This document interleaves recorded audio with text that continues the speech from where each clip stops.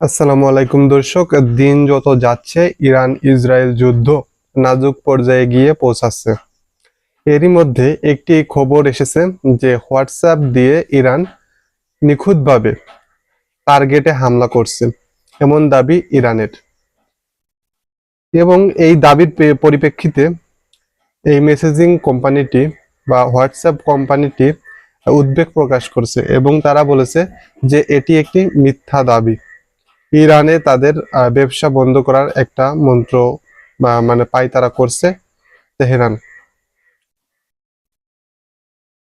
এখন কথা হলো যে আসলেই কি হোয়াটসঅ্যাপ দিয়ে এরকম টার্গেট করা যায়? আমি আপনাদের দুই একটা উদাহরণ দিই। যে গাজায় যে লাস্ট হামলাগুলো করা হলো, সেখানে কিন্তু এআই দিয়ে আপনার নিখুঁতভাবে আপনার টার্গেট করে সেখানে হামলা চালানো হয়েছিল। এবং আরেকটা ঘটনা বলি, যে লেবাননে ইরানের সাথে ইসরায়েলের সাথে একটা সংঘর্ষ হয়েছিল বছরখানিক আগে। সেখানে ইসরায়েল করলো কি, যে কয়েক বছর আগে লেবানন জাপান থেকে পেগাসাস এবং অকিটকি সহ কয়েকটি যন্ত্র কিনেছিল। সেই সব যন্ত্রতে আপনার বিস্ফোরণ ঘটিয়ে তারা বিশ্ববাসীকে একটা ধোঁয়াশার মধ্যে ফেলে দিয়েছিল, একটা চিন্তার মধ্যে ফেলে দিয়েছিল যে কি অবস্থা। ইসরায়েলে বসে আপনার লেবাননের ওয়াকি টকি, তারপর পেজার সহ অন্যান্য সব যে জিনিসগুলো আছে ওগুলো ধ্বংস করে দিচ্ছে। এবং বলা হয়েছিল যে জাপানের ওই কোম্পানিটিকে আপনার ইউরোপের অন্য কোনো দেশে আর কি মানে প্রস্তুত করা হতো।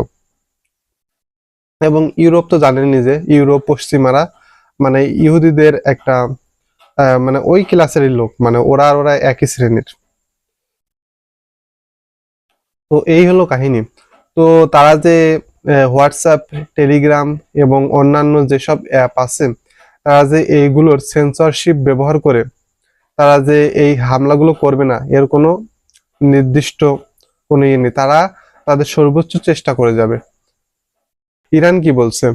ইরান বলছে যে তাদের দেশে মানে তাদের দেশের রাষ্ট্রীয় টেলিভিশনে জানিয়ে দেওয়া হয়েছে যে ইরানের জনগণের প্রতি, যে ইরানের জনগণকে বলা হচ্ছে যে তারা যেন এই ধরনের অ্যাপ যেগুলো যে অ্যাপগুলো সেন্সরশিপ ব্যবহার করে, তারা উল্লেখও করে দিয়েছে, যেমন হোয়াটসঅ্যাপ, টেলিগ্রাম এবং অন্যান্য অনেক অ্যাপ, যেমন আপনারা জানেন যে সেন্সরশিপ ট্র্যাকিং করে, সেই সব অ্যাপগুলোকে ইরানের জনগণদেরকে ব্যবহার করতে নিষেধ করছে ইরানের সরকার থেকে।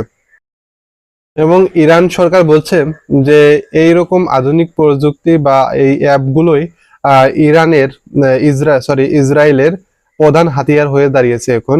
এবং তারা নির্ভুলভাবে এবং নিখুঁতভাবে তারা হামলা চালাতে পারছে। দর্শক, ইরানের রাষ্ট্রীয় টেলিভিশনে এইরকম নিউজের পরে এরপরে 75% ইন্টারনেট ব্যবহারকারীর সংখ্যা কমে গিয়েছে ইরানে। এবং আপনাদের আরেকটা উদাহরণ দিই, যে চায়নাতে কেন ইউটিউব, হোয়াটসঅ্যাপ, গুগল এসব নিষিদ্ধ? কারণ এরা আপনার সেন্সরশিপ ট্র্যাকিং করেছিল এবং যেটা আপনার চায়নার যে কমিউনিস্ট পার্টি যারা ক্ষমতায় আছে ওদের মতের বিরুদ্ধে যায়। এই কারণে চায়নাতে ইউটিউব, গুগল এইসব লোকেশন সবগুলো কিন্তু অফ। তাদের ব্যবহারের জন্য তারা নিজেদের দেশে নিজেদের প্রযুক্তি ব্যবহার করে।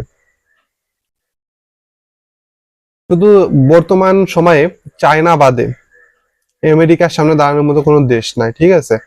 এবং আমেরিকা আর চায়না হয়তো 20 বছর পরে আমেরিকার সাথে টক্কর দেবে, বর্তমানে সেই পরিস্থিতি নাই।